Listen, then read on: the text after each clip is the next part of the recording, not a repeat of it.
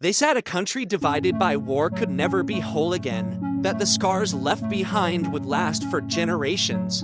But then something extraordinary happened. A railway, old and broken, was stitched back together by hand, rail by rail, across mountains, jungles, and rivers. It wasn't just a train, it was a promise. A promise that Vietnam would rise, reconnect, and move forward. This is not just a ride across a country. This is a journey through its soul. And once you step aboard the Reunification Express, you'll never see Vietnam the same way again. Miss the first minute, and you'll miss the secret heartbeat of a nation that refused to stay divided. The Reunification Express is more than a train. It is the thread that stitches together the two halves of Vietnam, from the mist-veiled mountains in the north to the sun-soaked deltas in the south. Running over 1,700 kilometers from Hanoi to Ho Chi Minh City, this railway doesn't just span a distance, it spans history, identity, resilience, and the quiet defiance of a nation that has rebuilt itself time and time again. It is one of the world's most remarkable rail journeys, not because of luxury or speed, but because of what it represents. Step aboard, and you are stepping into a moving storybook that whispers the truth of Vietnam, written not in ink but in steel and sweat. The story begins in Hanoi, Vietnam's 1,000-year-old capital, a city where the past and present crash into each other at every street corner. As the Reunification Express pulls away from Hanoi Station, the city's buzz slowly fades. The clatter of the tracks takes over, a hypnotic rhythm that pulls passengers deeper into the countryside. Through the windows, the Red River Delta rolls out like a green quilt, dotted with rice paddies, water buffalo, and farmers in conical hats. Life here moves at the same pace it has for centuries. There's a stillness in these landscapes, but it's not emptiness, it's legacy. Each stop along this route carries its own memory, its own mark in the history of Vietnam. Ninh Binh, often called Halong Bay on land, is the first reminder that beauty here is not always loud. Its limestone mountains pierce the sky, wrapped in mist, silent and proud. A little further is Vinh, the birthplace of Ho Chi Minh himself. The simplicity of the town contrasts sharply with the gravity of what it represents. It's here, and in places like it, where resistance against colonization and war quietly brewed, where the seeds of independence were planted. As the train chugs south, the terrain begins to shift. The fields grow wilder, the flatlands rise into hills, and the Onamite Mountains appear like a green wall. This section of the railway is a feat of human will. Carved through dense jungle and unstable rock, it was once blown apart during the war and painstakingly rebuilt by workers who used nothing but shovels, dynamite, and determination. The sound of the engine here is different, more strained, more solemn, as if it remembers the weight it carries. When the train reaches Hue, the former imperial capital, the spirit of ancient Vietnam comes alive. This city, once home to emperors, palaces, and dynasties, still holds the dignity of its past. The Perfume River glides through it quietly, and the citadel stands tall, scarred by war but refusing to fall. Hue reminds travelers that Vietnam's pain did not erase its elegance.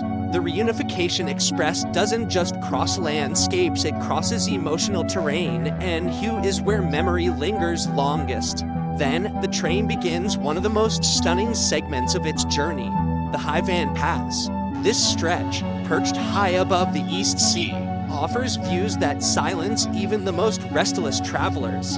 The sea shimmers below, clouds cling to the cliffs, and the train winds its way through tunnels and over bridges with deliberate grace. It's a photographer's dream, but it's more than that. It's a moment of awe, a reminder that even after decades of struggle, this land remains breathtakingly beautiful.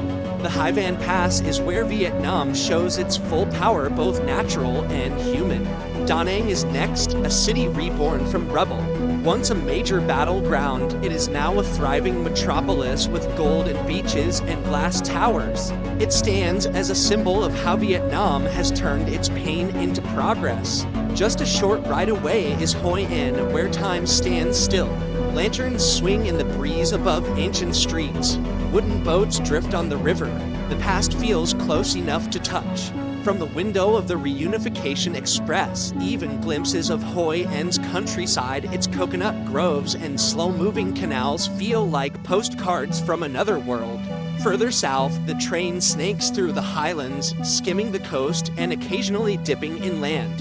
In Nha Trang, the sea hugs the tracks so closely that waves seem to race the train. This coastal stretch is pure magic, sun-drenched, salty, and open. Vendors approach the windows at every stop, offering snacks, fruit, and local dishes. Here, the train becomes more than transportation, it becomes a village. Strangers share food, stories, and silence. The boundaries between tourist and local blur. Everyone on board becomes part of the same journey. As the train nears the south, the landscape shifts again. Palm trees appear. The air thickens. The Mekong Delta announces itself not loudly but unmistakably. The rivers here are not boundaries, they are lifelines. Life clings to every bank. Floating markets, stilt houses, and fields of sugar can replace the mountains and paddies. Children wave from boats. Farmers smile as they pass. And through it all, the train keeps moving, patient, constant, like the country it traverses. And then, finally, there's Ho Chi Minh City, a city that vibrates with energy, a city that never forgets its past but refuses to be defined by it. Once Saigon, this urban giant is a whirlwind of mopeds, skyscrapers, coffee shops, and ambition. But it is also the final exhale of a long breath taken across the length of Vietnam. As the train slows into its final station, something inside every passenger stirs, not just a sense of arrival, but of understanding. You haven't just traveled across a nation, you felt it. The Reunification Express is not fast, it's not sleek or fancy, but it is powerful. Because it moves at the pace of history, it tells the story of a people who've known war, who've tasted division, and who've rebuilt something stronger than tracks connection. It reminds us that the true strength of Vietnam is not in its cities, or even its landscapes, but in its people. The ones who ride this train every day, the ones who built it, the ones who remember why it matters. To ride the Reunification Express is to see Vietnam from the inside out, to witness its contrast, ancient and modern, peaceful and chaotic, joyful and solemn, all stitched together by the soft clatter of a train that never gave up. It's about more than travel. It's about belonging, understanding, remembering, and moving forward. Because sometimes the most unforgettable journeys aren't the ones that fly, they're the ones that rumble slowly, steadily, with open windows and open hearts, carrying not just people, but stories. And as the Reunification Express eases into the southern terminus at Ho Chi Minh City, with its dizzying rhythm of motorbikes, its jungle of concrete and neon, and its endless horizon of ambition, you realize something profound.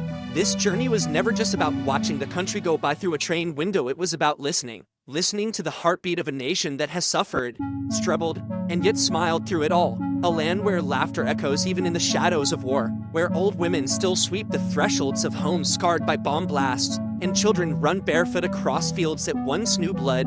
The steel tracks beneath your feet carried more than a train. They carried generations of hope, of mothers and fathers separated and reunited, of letters delivered across battle lines, of a dream born from ashes that a single railway could heal what politics and violence had torn apart. In a world growing faster and noisier by the day, the Reunification Express is a gentle whisper from the past, reminding us that not all movement is forward and not all journeys need to be rushed. For every mile this train crosses, it unites more than geography. It reconnects stories, memories, identities. It pulls a thread through villages and cities, temples and markets, families and strangers. And in that connection, there is magic. A slow humming, unshakable kind of magic that makes you see a country not just for what it is, but for everything it has endured and everything it still dares to become. The rhythm of the train may stop, but the rhythm of Vietnam does not. It pulses in the streets, in the songs of street vendors, in the clinking of coffee glasses, in the rustling of banana trees in the wind. You may step off the Reunification Express, but part of you never leaves. Because Vietnam doesn't just ask you to witness its story, it invites you to carry it with you. And as you take that final step onto the platform, the weight of this journey settles in. You didn't just cross a country, you crossed time, you crossed dreams, you crossed hearts. And somewhere between Hanoi and Saigon, between the first sunrise and the last sunset, you changed, quietly, permanently, and you'll never look at a railway or a country the same way again. This is not the end of the line. It is just the beginning of understanding, of appreciation, of awe. Vietnam by train is not a story you finish. It's a story that finishes you.